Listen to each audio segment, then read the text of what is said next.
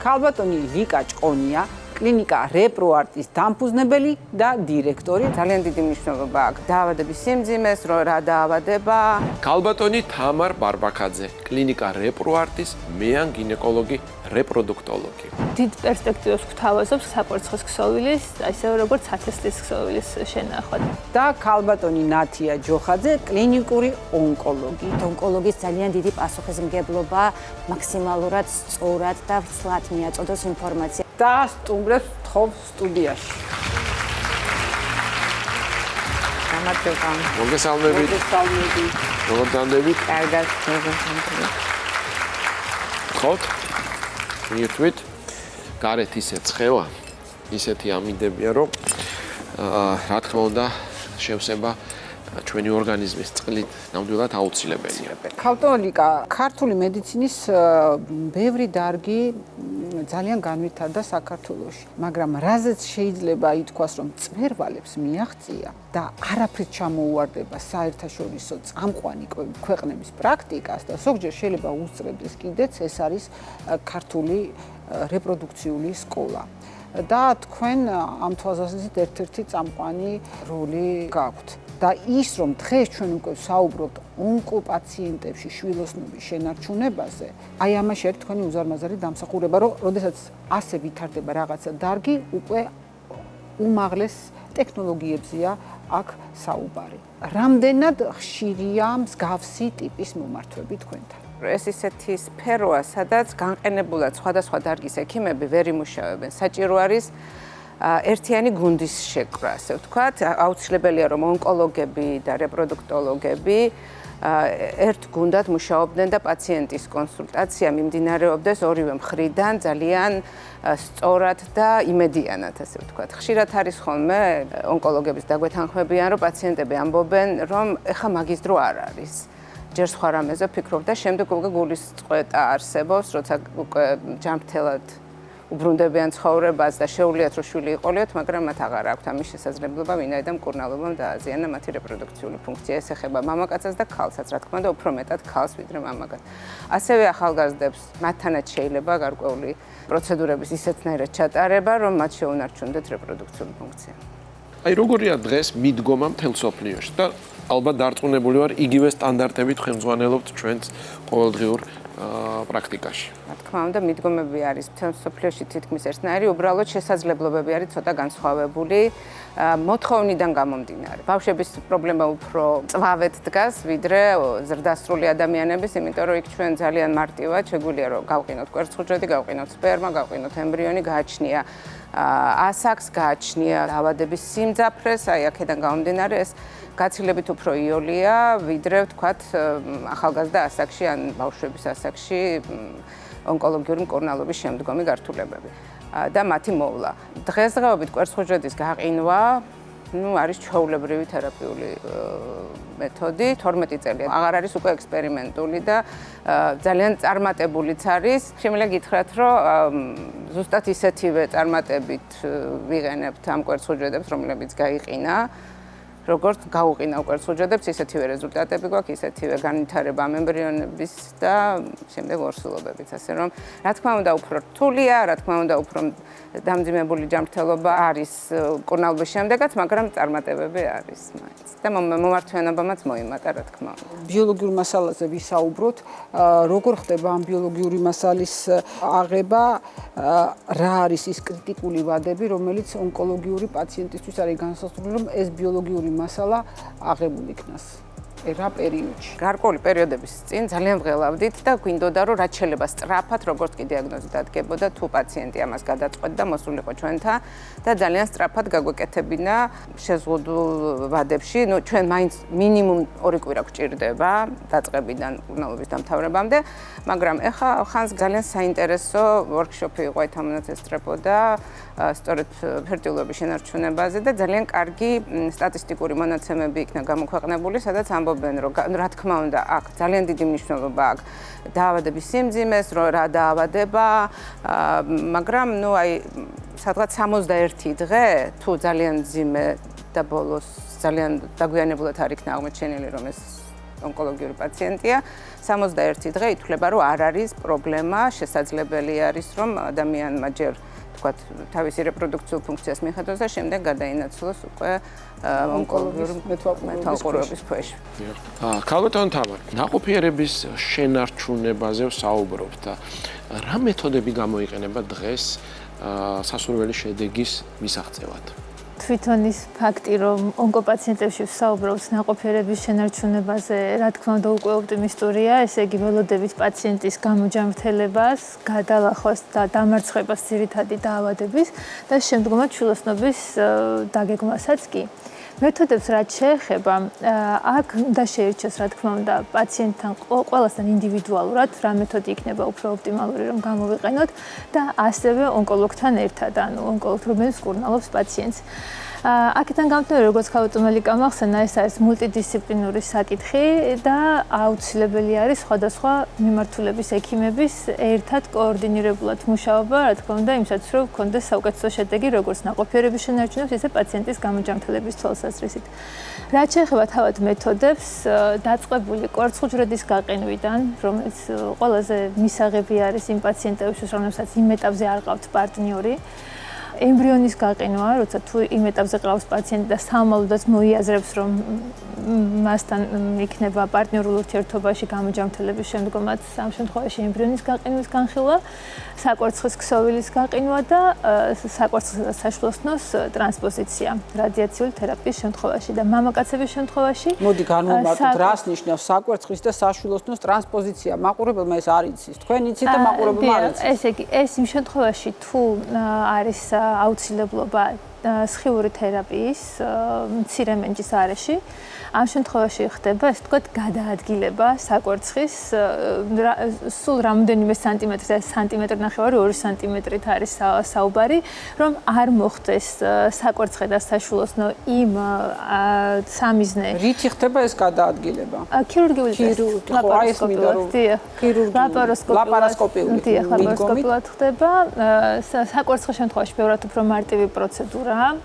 საშვილოსნოს შემთხვევაში შედარებით უფრო რთული პროცედურა და გართვლებებით 30-40%-ში გვხდება. ეს არის საშვილოსნოს იშემია, ყელის ატროფია და ესე შემდეგ. ამიტომაც დოპლეროგრაფიული მონიტორინგი უნდა გაკეთდეს საშვილოსნოს ტრანსპოზიციის შემდგომ. საშვილოსნოს ტრანსპოზიციას ის მიზანი აქვს, რომ დაიზოგოს საშვილოსნოს მიომეტრიუმი, ენდომეტრიუმი, რომ შემდგომად უკვე ვარგისიანი იყოს და 2022 წელს აღწერეს სხვათა შორის პირველი შემთხვევა, არც ისე შორეულ წარსულში, ცოცხლად შობადობა საშვილოსნო ტრანსპოზიციის შემდგომი. აქედან გამომდინარე, ეს საკმაოდ ისეთი ოპტიმალური მეთოდი არის, როცა არის საჭიროება ეს ქალბატონების თვალსაზრისით, ასევე მამაკაცებში თქვენ სპერმის აღება უფრო მარტივია, ვიდრე ვთქვათ კვერცხუჯრედის, ხომ? თუ ისე არის, რომ აი ვთქვათ ოვულაციის დროს იქ 1 ან 2 კვერცხუჯრედია მომწიფებული, რამდენად არის დასაშვები ონკოლოგიური დაავადების პარალელურად თქვენ ვთქვათ რაღაცა სტიმულაცია მოახდინოს საკვერცხის, ამას ხო გარკვეული პრეპარატებით მომზადება ჭირდება. რამდენად არის ეს პრეპარატები თავსებადი ონკოპაციენტის თერაპიასთან ერთად? ზოგადად არაონკოპაციენტებშიც ბევრად უფრო დამზოგველი არის დღევანდელ დღეს მიდგომა გონადოტროპინების გამოყენებას გულისხმობდა. ამიტომაც არის აუცილებელი, რომ კურნალობის ტაქტიკა შეირჩეს კურნალ ონკოლოგთან ერთად და არა ცალკე მხოლოდ რეპროდუქტოლოგი არჩევს ამ ტაქტიკას და შეირჩეს მაქსიმალურად ოპტიმალური, რაც იქნება უსაფრთხო პაციენტისთვის. ესე რომ ეს მეთოდებიც დახვეწილია, ეს პროტოკოლებიც დახვეწილია და შეთანხმებისა და ოპტიმალური გადაწყვეტილების მიღების შედეგად შესაძლებელია, რომ კვერცხუჯრედების სათანადო რაოდენობით შეინახოს პაციენტმა და მისი ძირითადი პრობლემაც არ დაზიანდეს და არ ონკოლოგიური დაავადება არ გამორიცხავს გონადოტროპინების გამოყენებას. გასაგები, ეს ძალიან კარგი ინფორმაცია. ანუ როგორც ხვდები, ყველაფერი არის პროტოკოლის მიხედვით გაწერილი. ვის, როდის, რა სჭირდება და ჩვენების მიხედვით. ყველაზე, ესე ვთქვათ, რთული საკითხი არის ბავშვების თემა. სადაც მშობელი ღებულობს გადაწყვეტილებას, იმიტომ რომ ბავშვი თვითონ არ არის გადაწყვეტილების მიღების უნარიანი და შესაბამისად ლაპარაკი არის სქესობრივ მომწიფებამდე ასაკზე და სრულწლოვანებამდე, სადაც ფართოდ დიდ პერსპექტივას გვთავაზობს ქსოვილის შენახვა, საკვერცხის ქსოვილის, ისევე როგორც ათესლის ქსოვილის შენახვა და აქედან გამომდინარე, აქაც ძალიან რთული არის, იმიტომ რომ მაგალითად გვსმენია ონკოლოგებისგან, რომ რა დროს ეგ არის, როცა ბავშვის სიცოცხლის საფრთხე დგას და მესმის, ძალიან კარგად მესმის ყველა იმ მშობლის და იმ ექიმის, რომელიც ბავშვის სიცოცხლის გადასარჩენად იბრძვის, მაგრამ ოპტიმისტურია ის, რომ უკვე ნაყოფიერების შენარჩუნებაზე და სამომავლო სიცოცხლის ხარისხზე საუბარი. რა თქმა უნდა, მნიშვნელოვანი არის, რომ მეტად ინფორმირება მოხდეს მშობლების, რატომ არის აუცილებელი ქსოვილის შენახვა, რომ სამომავლოდ უკვე მოხდეს უკან გადანერგვა და უკვე ეს კითხვა უნდა დამესვა, იმიტომ რომ მაყურებელი აუცილებლად დასვამს კითხვას, რომ მისთვის გასაგებია ხა უკვე ძალიან განათლდა ჩვენი მოსახლეობა და იქ კვერცხუჯრედი და სპერმატოზოიდი გასაგებია, მაგრამ ისეთ ასაკში, როდესაც ბავშვი ჯერ არ არის სასქესო, ასე ვთქვათ, ეს უჯრედები ჩამოყალიბებული, აი ეს ქსოვილებიდან შემდგომში როგორ ხდება ტრანსფორმაცია და იქამდე მიყვანა სხვადასხვა ჩარევით, რომ იქ მომწიფდეს მერე კვერცხუჯრედი თუ სპერმატოზოიდი, აი მარტივად რომ გავაგებინოთ ჩვენს მაყურებელს. დიახ, აქ ერთი რომელიც უკვე 2000 წელს გაჩნდა პირველი ბავშვი საკვერცხის ქსოვილის უკან გადანერგვით. ეს უკვე დადგენილი არის, რომ გვაძლევს შედეგს და აქედან გამომდინარე საკმაოდ ოპტიმისტური მეთოდი არის ქართული მედიცინის ლაპაროსკოპიული გზით აღება და მერე უკან გადანერგვა. ორი მეთოდი არსებობს, ორთოტოპიული, როცა ხდება გადანერგვა საკვერცხის ქსოვილში ან ფართეიოგის ჯიბეში, ან კანქვეში. და აქამდე გადანერგვა ხდებოდა წინა მხარზე, მაგრამ ეს არ არის დიდად ესთეტიურად მისაღები, ამიტომ ოპტიმალური არის მუსლის წინა კედელზე გადანერგვა.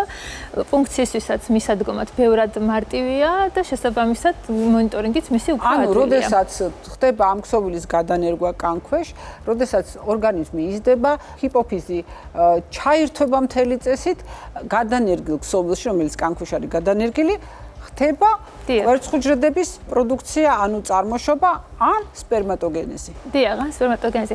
მაგრამ უმჯობესი არის, რომ გადანერგვა მოხდეს სადაც საკვერცხის ანატომიური მდებარეობა არის, იმიტომ რომ ამ შემთხვევაში გვეზრდება სპონტანური თოსლობის მიღების შანსიც და რაც შეეხება სათესლის ქსოვილის გადანერგვას, იქაც გარკვეული მონიტორინგი მიდის, ამდენად აღდგა სპერმატოგენეზი, არ აღდგა გარკვეული მარკერებით მონიტორინგი და თუ ერთი წლის განმავლობაში არ აღდგა სპერმატოგენეზი, მერე უნდა უკან მოხდეს ამოღება ქსოვილის გადანერგილი ქსოვილის, მაგრამ აქ ერთ წინააღმდეგობას ვაწყდებით, განსაკუთრებით ჰემატოლოგიური დაავადებების შემთხვევაში, ონკოლოგიური დაავადებების შემთხვევაში გვაქვს რისკი, რომ უჯრედები, ონკოლოგიური უჯრედები იყოს საკვერცხის ქსოვილშიც. აქედან გამომდინარე, დღევანდელ დღეს 10-15 წელი გვაშორებს რეალურად ამ პერსპექტივას, როცა მოხდება ინვიტრო, ან ინვიტრო პირობებში ფოლიკულოგენეზი. ამ შემთხვევაში დაცულები ვართ, რომ უკან არ გადავიტანოთ ისე ონკოლოგიური უჯრედებით, ესე ვთქვათ, კონტამინირებული ქსოვილი და ბევრად უფრო უსაფრთხოდ შეიქმნას იგივე კვერცხუჯრედი, ოღონდ ინვიტრო პირობებში. თუმცა 15 წელი გვაშორებს 10-15 წელი ამ პერსპექტივას, მაგრამ ეგეც მალე მოვა. ახლა კი იმუნიტეტში ნინა რეკლამის დროა და რეკლამის შემდეგ ჩვენ დაუბრუნდებით ისევ ძალიან აქტუალურ საკითხს, აქტუალურ პრობლემას, რომელსაც ქვია ნაყოფიერების შენარჩუნება ონკოლოგიურ პაციენტებში.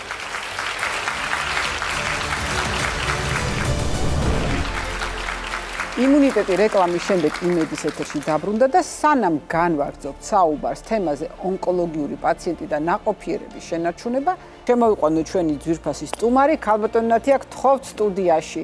ძალიან საინტერესოდ საუბრობ და ონკოლოგის სიტყვა გვაკლია. ქალბატონი ნათია, გთხოვთ, მიირთვით. ზაფხულია და აუცილებელია ორგანიზმის შევსება წყლით. ქალბატონო ნათია, ძალიან აქტუალურ საკითხზე ვსაუბრობთ. ქალბატონო ლიკამ, ქალბატონო თამარმა თავიანთი კუთხით, რეპროდუქტოლოგის კუთხით გააშუქა ეს საკითხი. თქვენ შემთხვევაში, როგორც ონკოლოგს, რაზე უნდა გავამახვილოთ ყურადღება? თქვენ შემთხვევაში, აი რა სპეციფიკა არის? იგივე ვთქვათ, ქიმიოთერაპიის გამოყენების დროს ან რადიოთერაპიის დროს რა გავლენას ახდენს ეს კვერცხუჯრედზე და რა თქმა უნდა სპერმაზე? კი ბატონო, მოგესალმებით. ზოგადად შვილოსნობის საკითხი და შვილოსნობის შენარჩუნება ონკოლოგიურ პაციენტებში იმდენად ახალია, როგორც ჩვენთვის ონკოლოგებისთვის, ასევე რეპროდუქტოლოგებისთვის, ასევე ქირურგებისთვის, რომ ამ საკითხის ირგვლივ ჯერ კიდევ ძალიან ბევრი კითხვის ნიშანი დგას არა მარტო საზოგადოებიდან, არამედ სამედიცინო საზოგადოებაშიც კი. ჯერ კიდევ ძალიან ბევრი სტიგმა და ბევრი ექიმისგანაც კი გვესმის ხოლმე, რომ აი რა დროს ეს არის, მიხედეთ ონკოლოგიას და ასე შემდეგ. ამიტომ ძალიან მნიშვნელოვანია, რომ ჩვენ დღეს ამ თემაზე ვსაუბრობ და ჩვენ გვაქვს შესაძლებლობა, რომ ვუთხრათ ჩვენს პაციენტებს, რომ ონკოლოგიურ პაციენტებს აქვთ შესაძლებლობა დაავადების დამარცხების შემდგომ ის ბედნიერება და ის შესაძლებლობა, რომ იყოლიონ თავიანთი ბიოლოგიური გენეტიკური შვილები. ანუ ეს ფაქტია, რომ დღეს ეს გადაცემა შედგა და ამისი საჭიროება დადგა ზუსტად იმიტომ, რომ რეპროვარჩი არის მიმართვიანობის გაზრდა ასეთი ტიპის პაციენტების. ესეც უნდა იყოს. ზუსტად ამიტომ გადავწყვიტეთ, რომ დღეს ეს თემა გაგვეშუქებინა. ესეც უნდა იყოს, იმიტომ რომ დღეს ჩვენ ვცხოვრობთ ისეთ ეპოქაში, როდესაც ონკოლოგიური დაავადებები, რა თქმა უნდა, ადრეულ სტადიაზე უკვე სრულიად დამარცხებადი გახდა. ძალიან ბევრი პაციენტი ჯანმრთელდება სრულიად და გამოჯანმრთელების შემდგომ მათ უკვე აქვთ რეალური შესაძლებლობა იყოლიონ თავიანთი ბიოლოგიური შვილები და ამ შესაძლებლობას ძალიან ბევრი პაციენტი თავის დროზე არ ჩატარებული პროცედურების გამო კარგავდა ხოლმე და ჩვენ ყოველთვის ვცდილობთ, რომ ეს პაციენტები ჩვენ ძალიან ადრე ვიწყებთ ამ პაციენტებთან მუშაობას ფერტილობის საკითხებთან დაკავშირებით, ძალიან ადრე. სათქმელად შეიძლება ადვილია, მაგრამ რეალურად ეს პრობლემატური არის პაციენტებისთვის, რა თქმა უნდა, იმიტომ რომ იმ მომენტისთვის, როდესაც ჩვენ ვიწყებთ საუბარს ამ პაციენტებთან, მათ სულ ახალი გაგებული აქვს თავიანთი დიაგნოზი. რა თქმა უნდა, ამას შფოთი ახლავს. შფოთი ახლავს ძირითადი დაავადების. ამ დროს ჩვენ ონკოლოგებს ცოტა გვეჩქარება, იმიტომ რომ დროულად უნდა დავიწყოთ ძირითადი დაავადების მკურნალობა, მაგრამ ჩვენ აუცილებლად უნდა ვუთხრათ პაციენტებს და ძალიან სწორად უნდა განვუმარტოთ, რომ მათ ეს შესაძლებლობა აქვთ, რომ მათ აქვთ ფანჯარა, როდესაც შეიძლება ჩაიტარონ შესაბამისი კვლევები და შესაბამისი პროცედურები და ამის გამო არ უნდა დაკარგონ ის შანსი, რომელიც შეიძლება შემდგომში გამოიყენონ. ამიტომ ეს უკიდურესად მნიშვნელოვანია და ზოგადად ონკოლოგის ძალიან დიდი პასუხისმგებლობა მაქსიმალურად სწორად და ვრცლად მიაწოდოს ინფორმაცია, რომ პაციენტი თავის მომავალს ხედავდეს არა ვიწრო ჭრილში უახლოესი 1-2 წელი მკურნალობის პერიოდი, არამედ ფართო ჭრილში ზოგადად, როგორც აი მთელი ცხოვრების პერსპექტივას, რომ სწორად ახსოვს. ზუსტად ეს მინდოდა მე თქვა, მე პირიქით არ ამსთვლი, რომ აი იმ დროს არ შეიძლება ამაზე საუბარი, როდესაც პაციენტი შოკშია. პირიქით, როდესაც შენ არ განიხილავ ამას რაღაც პესიმისტურ ჭრილში, შენ უკვე პაციენტს ესაუბრები, რომ ხვალ ჩვენ მშობლობაზე გვაქვს საუბარი და ვფიქრობ, ამ დროს უკვე პაციენტი ირთვება არა თვით გადარჩენის რეჟიმზე, არამედ ფიქრობს, რომ აი დროზე ჩავამთავრო ეს ამბავი, რომ იქ პატარა მელოდება. და ვფიქრობ, ეს ძალიან მნიშვნელოვანია ნებისმიერ შემთხვევაში ამ საკითხის წამოყენება პირველ კონსულტაციაზე თუ არა მეორე კონსულტაციაზე აუცილებლად. როგორც წესი პირველ კონსულტაციაზევე იწყება საუბარი შვილოსნობის შენარჩუნებაზე, იმიტომ რომ დროს აქვს თავისი მნიშვნელობა. და ჩვენ აი ვცდილობთ, რომ მაქსიმალურად პაციენტებს მივცეთ ეს შესაძლებლობა, რომ ჩაიტაროთ. ძალიან მინდა, რომ ყველა ონკოლოგი ასეთი მიდგომით იყოს, იმიტომ რომ ეს მაინც ახალი თემაა, ხო მართალი ვარ. ამასობაში კლინიკური კვლევებიც წამოგვეწია და უკვე გვაქვს მტკიცებულებებზე დაფუძნებული ინფორმაცია და უფრო მყარად ვართ ჩვენც ექიმებიც, ონკოლოგებიც, რეპროდუქტოლოგებიც და ესეც ძალიან ბევრს ნიშნავს. თქვენ ახსენეთ ინფორმირებულობა. ძალიან მნიშვნელოვანია პირველ შეხვედრაზე თუ არა მეორე ვიზიტზე უნდა მივაწოდოთ და ეს თუ არის ზოგადად გაწერილი გარკვეული პროტოკოლების ან გზამკვლევის იგივე გაიდლაინის მიხედვით. აი როგორ იქცევა ამ შემთხვევაში ექიმი, როდესაც მართავს ასეთ პაციენტს. პროტოკოლები რა თქმა უნდა არსებობს, ფერტილობის შენარჩუნების პროტოკოლები ევროპის ონკოლოგთა სკოლასაც აქვს, ამერიკის ონკოლოგთა სკოლასაც აქვს, რა თქმა უნდა, და პირველი და ყველაზე მთავარი რეკომენდაცია და მთავარი გზავნილი არის ის, რომ საუბარი პაციენტთან ფერტილობის ფერtilობის შენარჩუნებაზე უნდა დაიწყოს მკურნალობის დაწყებამდე აუცილებლად.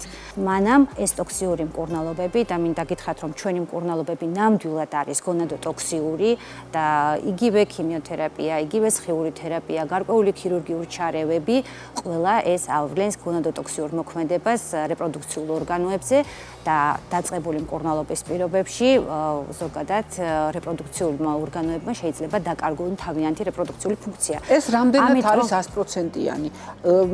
მე გამიგია შემთხვევები, რომ ქიმიოთერაპიის, სხეული თერაპიის შემდეგ, წლების შემდეგ აღდგენილა ეს რეპროდუქციული ფუნქცია, იქ სასქესო გონადებიც განვითარებულა, ბავშვიც ყველანაირი ჩარევის გარეშე მომხდარა. აი ესეთი რაღაცები. სულ რაღაც 2 დღის წინ იმშობია რა ჩემმა ძველმა პაციენტმა, რომელსაც 19 წლის ასაკში ვუმკურნალე ძუძუს კიბო, მაშინ მან სამწუხაროდ ვერ ჩაიტარა ფერtilობის შენარჩუნება, მაგრამ ნუ გავიდა ამდენი წელი, დაამთავრა ამას ამ პერიოდში უკვე ჰორმონოთერაპია და მისთვის ძალიან საბედნიეროდ მისი რეპროდუქციული ფუნქცია აღდგა, მაგრამ ეს არის ძალიან ბევრ ფაქტორზე დამოკიდებული.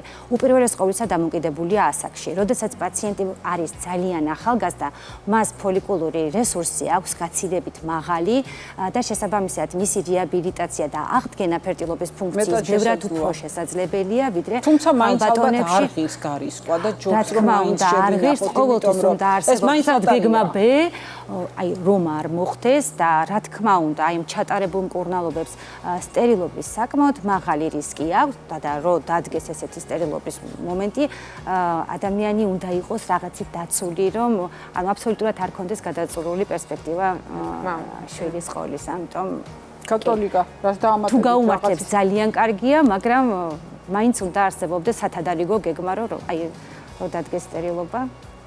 კი, ახალი დარგია, თქვათ, ახალი მიმართულება ფერtilობის შენარჩუნება, მაგრამ ონკოლოგიაში, დიახ, მაგრამ უკვე არის საკმაოდ დიდი მასალა, მაინც დაგროვილი, ამ მასალის გაანალიზება სწორედ გამოიწვია ის, რომ სადღაც დაახლოებით 2000 წლების დასაწყისში ბავშვს თუ დაუდგენდნენ გოგონას, რომ აქვს ონკოლოგიური დაავადება, მას ორივე საკვერცხეს უღებდნენ და ხდებოდა მისი ამ საკვერცხების გაყინვა. ეხლა მივიდნენ იმ დასკვნამდე, რომ არ არის, აი სწორედ ნათიამ რაც თქვა, რომ შესაძლებელია რომ აღდგეს რეპროდუქციული ფუნქცია, ამიტომ ვცდილობენ რომ მხოლოდ თუ მაინც და მაინც ძალიან ძიმე კრიტიკული სიტუაცია არის, იღებენ ერთ საკვერცხეს, ყინავენ მის ქსოვილს და მეორე საკვერცხეს უნარჩუნებენ გოგონებს, იმიტომ რომ ну, ხშირ შემთხვევაში გააჩნია დაავადებას ასევე და გააჩნია ყველაფერს, სტადიას და მკურნალობას, შესაძლებელია რომ მან თავისი ბიოლოგიური შვილი იყოლიოს ყოველგვარი გარეშე ჩარევის, ამიტომ ეს ამნიშნულოვანია. კი, ონკოქირურგიაში ძალიან ბევრი ჩარევა არსებობს, როდესაც ხდება ფერtilობის შენარჩუნება და ზრუნვა. რა თქმა უნდა, ეს სტადიაზეა დამოკიდებული დაავადების გავრცელებაზე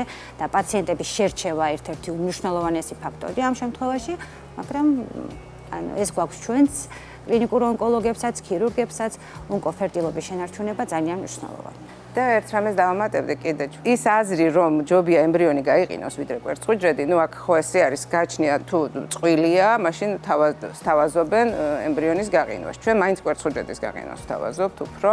არავინ არ იცის მომავალში რა შეიძლება მოხდეს, შეიძლება წყვილი დაიშალოს და ამ შემთხვევაში ის ძვირფასი ბიოლოგიური მასალა, რომელიც შეიძლება მეტი არასოდეს აღარ გქონდეს ამ ქალს, შეიძლება განადგურდეს.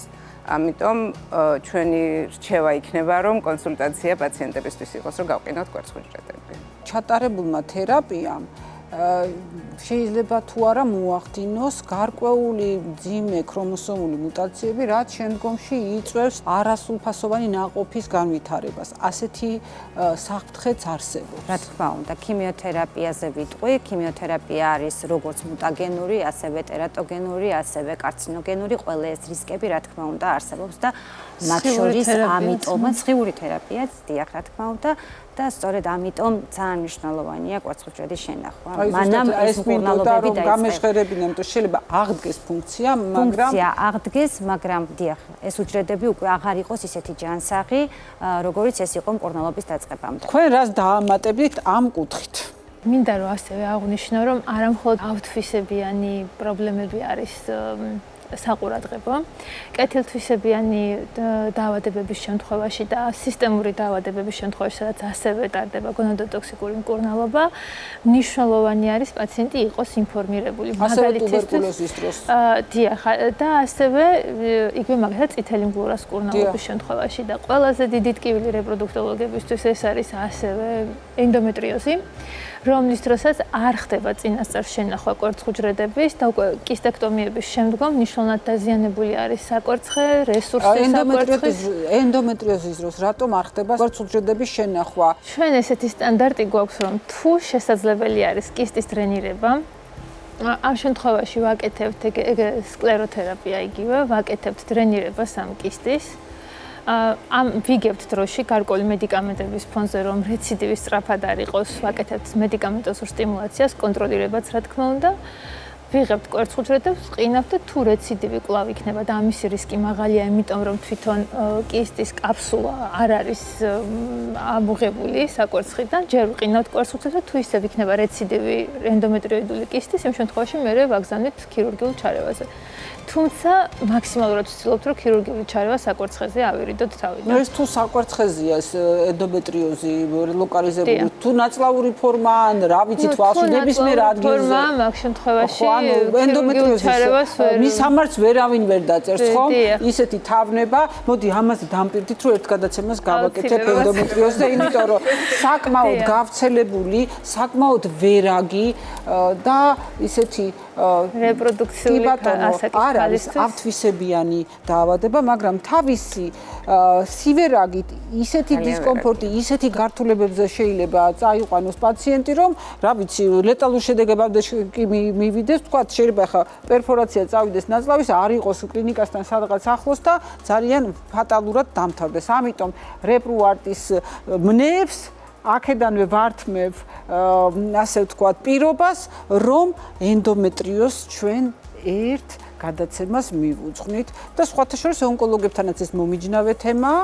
მინდა რომ გავანაცვლოთ ჩვენი მაყურებელი და უფრო ჩავახედოთ აი ამ დაავადების სივერაგის არსში და თან რომ არსებობს გამოსავალი. სიამოვნებით. კარგით, კოლეგებო, მოდით შევაჯამოთ ახლა ჩვენი დღევანდელი გადაცემის თემა.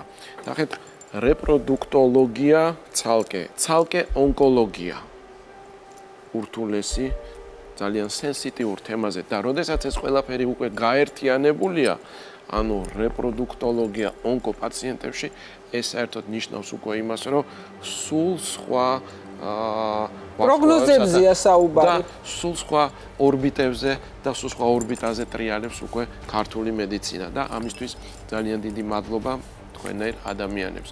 ნინა, ძალიან საინტერესო გადაცემა გამოვიდა და რა ვიცი, დიდი მადლობა გადაცემაში მობრძანებისთვის. ჩვენ კიდევ შევხვდებით არაერთხელ, იმიტომ რომ ნოვაციებით მოდის რეპროარტი სულ მუდმივ განვითარებაში და სულ სიახლეების ძიებაში. დიდი მადლობა.